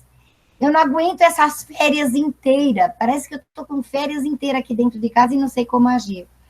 Então, por exemplo, nós temos, por acaso, começamos com tanto modelo que tem na internet, mas nós começamos a transformar uma coleção de jogos com o que a criançada faz, tanto livre, como estruturado e com sucatas. Eu estava com outro aqui, que ele estava aqui embaixo. E isso foi em 2015, só saiu 2017, e esse 2019 está o outro para sair 2021, que eu não sei se vai sair, porque está difícil a venda de livros, né? Mas a ideia, gente, é lembrar que nós podemos brincar, não é necessário ir com um jogo tão estruturado. Ele pode ali na hora, como a Zamira colocou, e a gente faz isso há anos, há 40 anos, lembrando que é Broto, né? Broto, isso. Nós tivemos, a primeira vez que ele lançou os jogos, ele veio na FEAS aqui em Santo André, que ele é de Santos, e nós demos os jogos competitivos e ele deu os jogos cooperativos, mas nós já conhecíamos porque isso nasceu no Canadá. Então, é muito importante lembrar que o competitivo é para competir conosco mesmo. Uma das coisas interessantes que a gente pode auxiliar a criançada é transformar os jogos de construção ou de encaixe como uns jogos cooperativos, onde, em vez de fazer solitariamente, é assim que a gente faz isso há muitos anos na creche e faço também com os alunos. Um jogo, por exemplo, solitário, ou um jogo de quebra-cabeça, cada um ganha uma peça e vai pondo na sua vez. Ou se tem mais peça, dá para dar 2 para cada um, ele vira, não é por acabar, todos estão ajudando a montar aquele jogo. E isso a gente vê que os jogos de construção ou de encaixe, ele é mediador do jogo simbólico com os jogos de regras. E os jogos cooperativos, ele é altamente funcional quando está se agindo também na adolescência, para fundamentar o espírito de solidariedade, que isso não está ocorrendo. Então, a gente fez também, quando se tomou a decisão, nesse sentido. Lembrando que, hoje, quantas criançadas falam assim, não, eu só gosto de ganhar. Isso aí é aprendido na família. Isso é aprendido porque quantos pais falam, só me venha com solução. E não me venha porque apanha em casa. E ainda ocorre isso, viu, gente? Eu tive muitos casos na instituição que tivemos que conversar com os pais. Então, nós temos que pensar até onde é o brincar livre, até onde, como o professor Frederico colocou, será que é a hora do recreio somente? Porque ele mostrou muitas possibilidades dos playworks, né?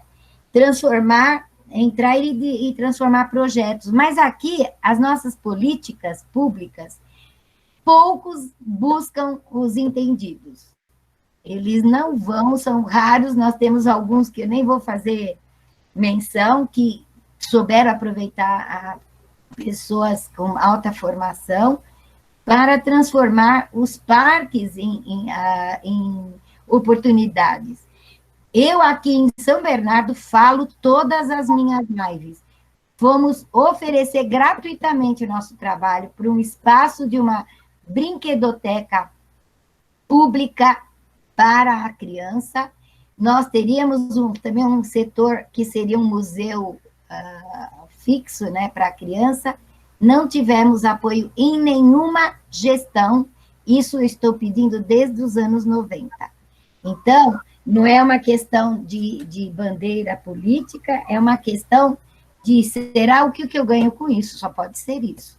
Então, eu deixo aqui a minha bronca, mas também deixo meu coração para dizer a todos que continuem acreditando no brincar, continuem acreditando no que vocês aprendem, no que vocês passam, no que vocês vivenciam, e como eu estou já na terceira idade, já trabalhei também bastante com a terceira idade, mas mais do que nunca a terceira idade também precisa disso. E lembrar que a terceira idade ainda muito nos ensina, e fazer brinquedotecas intergeracionais, lembrar que brinquedoteca não é um espaço só fechado, brinquedoteca é também um espaço... Alô, eu sei que eu tenho que já finalizar. Brinquedoteca tem espaços abertos, que é o que a gente vai apresentar amanhã na parte oral, e vai estar na nossa publicação. Eu avanço para já dar a fechada nossa, que vocês conhecem esse vídeo, né? Lembrando que quantas vezes eu brinquei em bacião, a gente tomava banho em bacião, viu, gente? Não tinha chuveiro. E com a minha prima era num bacião, outra no outro bacião. E era para tomar banho, para se refrescar. Mas olhem só aqui, gente, quando eu recebi isso, eu guardei porque eu mostro para quem puder, porque eu me identifico aí. Olhem só. Desculpem, gente, eu tenho que aprender a vir aqui e apertar.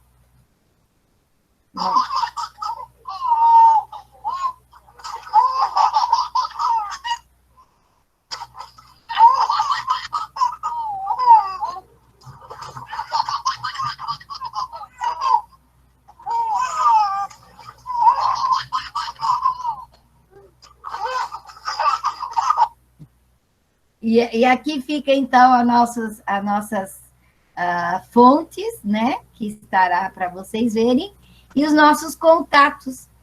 E agora eu quero ver um pouquinho a carinha de vocês, tá certo? Um abraço a todos vocês.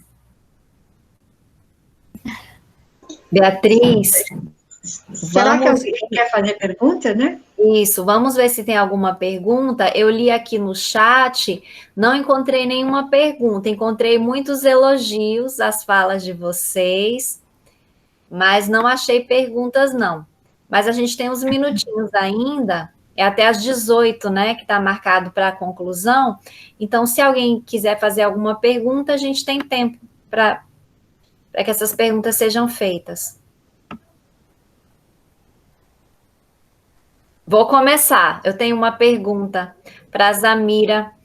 Zamira, como é que vocês estão fazendo quanto à questão do funcionamento da ecobrinquedoteca durante esse período de pandemia? Conseguiram fazer funcionar? Não conseguiram? A gente tem mantido a ecobrinquedoteca em ordem, mas sem receber ninguém, porque a maioria da equipe é idosa. Ah, sim. Então, assim, eu tenho alguns jovens, né, lá, mas a maioria não pode mesmo. Mas a gente não para, porque eu fiz alguns vídeos ensinando a fazer brinquedos, que já estão disponíveis aí no YouTube, acho que é no YouTube mesmo, né? E também no Instagram. E também fiz um trabalho para a Unimed no mês das crianças, alguns vídeos de ensinando a fazer brinquedos também.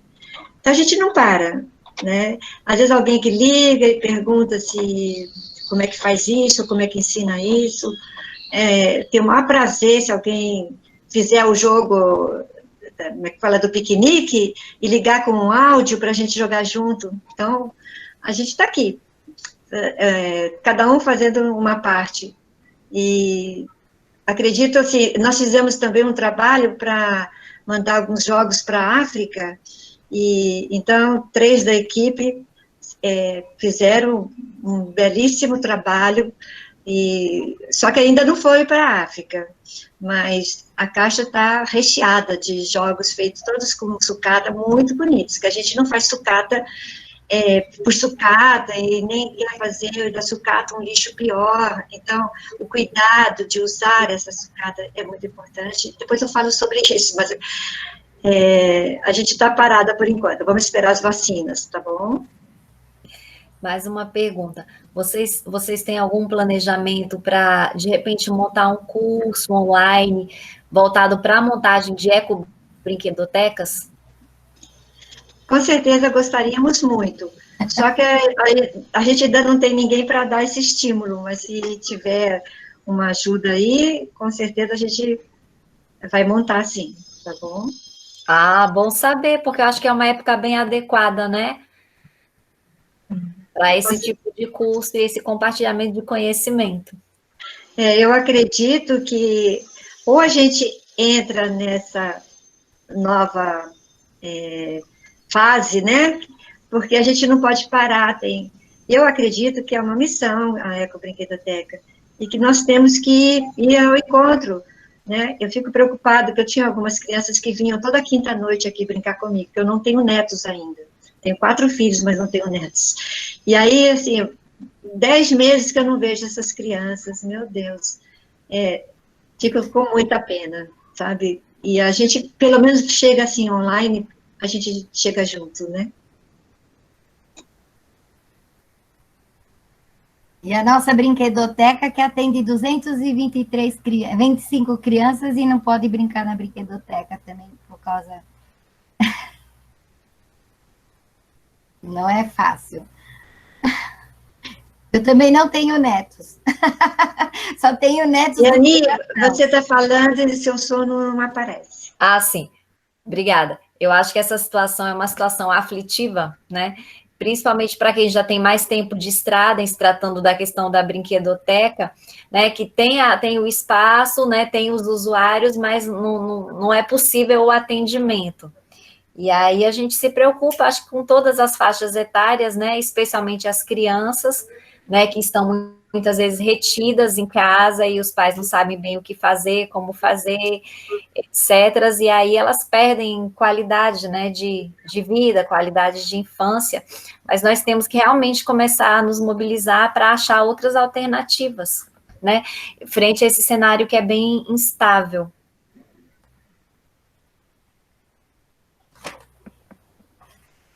Alguém colocou aqui, estamos com esse sentimento também. Eu até queria acrescentar uma coisa que eu esqueci de incluir na minha fala, que é o seguinte, que o brincar livre, como a Bia lembrou, não é brincar na natureza ao ar livre, né? O brincar livre é a atitude, né, de interação que permite que a experiência flua, né? Sem previsão, sem previsibilidade. E para crianças e jovens, né, há condições necessárias para que o brincar livre aconteça, né? Então, por exemplo, para brincar de tomar banho no balde, tem que ter um adulto perto que vai colocar água no balde, que vai colocar as crianças lá dentro, talvez tirar as crianças lá de dentro, né? Para que elas possam, em segurança, aproveitar aquela situação. Então, eu achei importante, né, falar isso que eu tinha esquecido, porque o conceito de brincar livre, ele é muito delicado, né? Não é brincar na natureza, não é fazer o que quer, né? Não é estar sozinha a criança ou o jovem e fazer qualquer coisa, não, né? O brincar livre é dar curso para a sua espontaneidade, né? Mas, dependendo de quem está brincando, né? E com quem está brincando, precisa ter a supervisão de alguém, né? Então, na ecobrinquedoteca ou numa brinquedoteca, haverá um profissional ali, né? Cuidando. Dentro de casa, terá que ter um adulto, né? Ou alguém capacitado também para promover a situação, né? Olha, eu tenho uns conhecidos adultos que adoram jogos, não jogos digitais, né? Jogos de maneira geral, e gostam do jogo de mímica.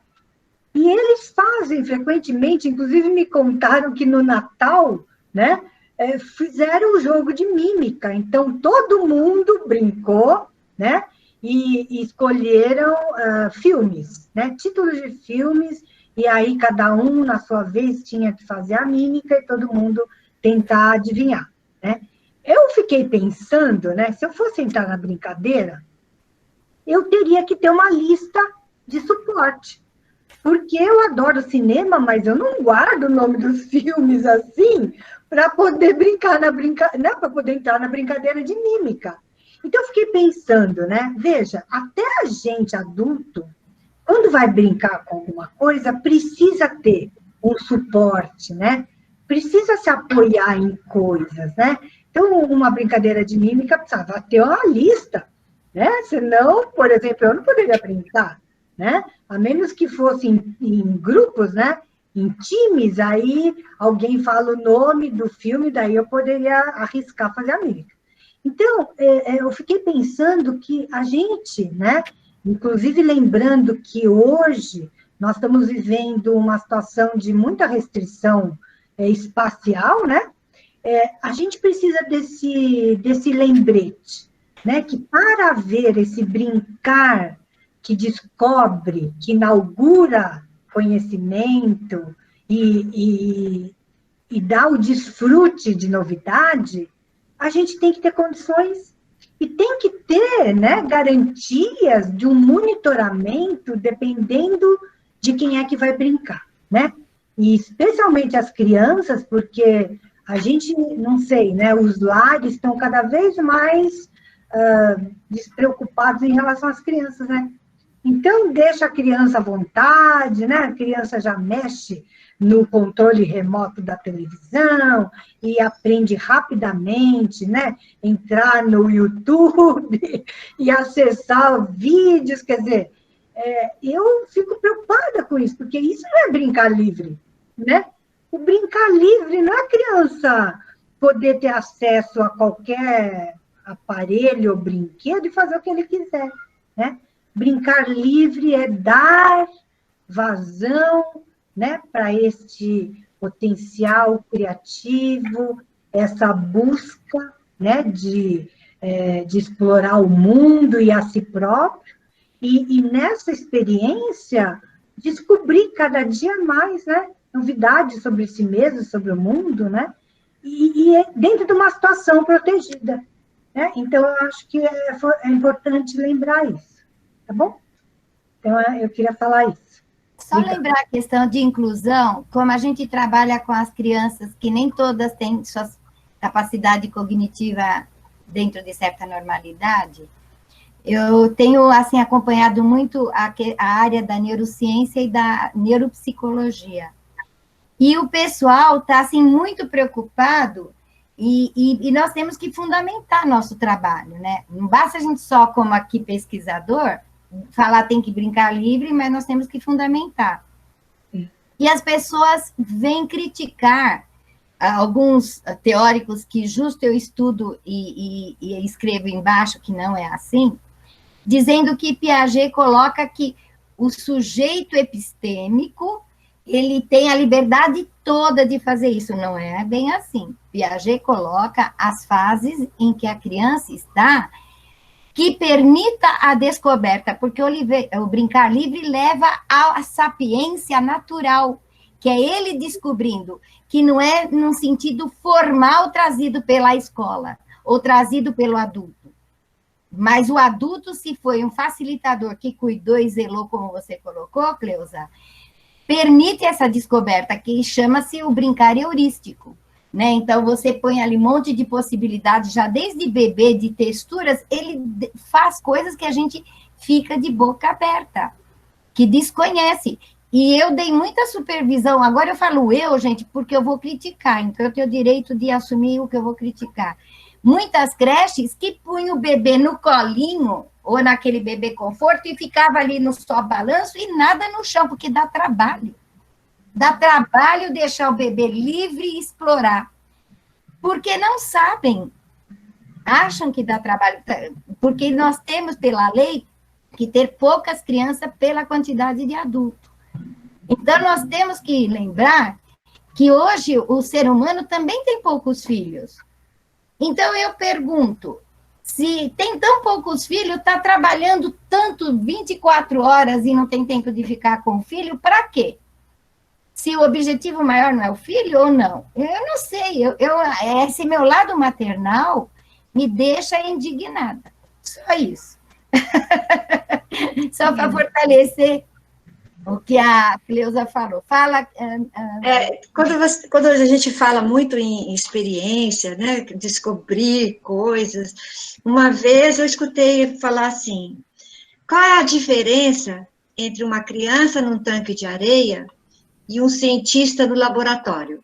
Vocês já ouviram essa questão? Ambos estão descobrindo coisas fantásticas. Então, a experiência, essa vivência da criança com a natureza e com qualquer coisa, quando ela começa a manusear qualquer objeto, ela está descobrindo coisas. Então, eu acho que é por aí, né? Vamos fazer as crianças terem mais experiências. Completando isso, nós estamos muito falando em funções executivas, está na moda funções executivas. Gente, as funções executivas começam nessa descoberta e depois, no período em que a criança entende a colaboração, no período dos 7, 8 anos que ela está entrando e dominando as operações, né, o mundo operatório, ela tem que aprender também a ser resiliente, ela tem que saber que ela tem que se esforçar para aprender mais, mas daí ela já teve uma liberdade prévia de descobertas por conta. E é diferente de uma criança que está o dia inteiro numa escola, que é tudo imposto, e não a partir das descobertas. Então, tem que mudar o sistema educacional de escolas particulares, principalmente, que tem muitas pessoas que sonham de ter uma escolinha, faz do jeito dela e é uma prisão.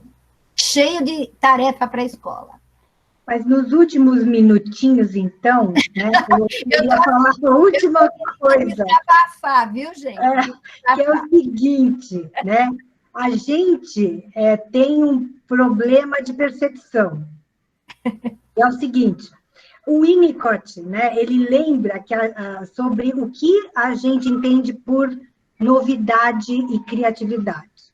Eu gosto de dar um exemplo, de vez em quando, que é sobre o café da manhã. Gente, todo mundo aqui, geralmente, toma no café da manhã a mesma coisa. Eu vou colocar assim, é o café com leite e o pão com manteiga. Tá? E a gente acha, né, que a gente faz a mesma coisa. É e não é. Eu gosto de brincar, dizer assim, gente, o café e o pão com manteiga é único e novo todo dia. O café com o leite, o pão com manteiga que eu comi hoje, eu não vou comer amanhã, né? Então, há uma novidade, um frescor de experiência na nossa vida humana que às vezes passa batido. A gente acha assim, a mesma coisa, estou fazendo a mesma coisa. É e não é. E esse paradoxo, que é muito curioso, porque ao mesmo tempo que é um hábito, não é a mesma experiência, sabe?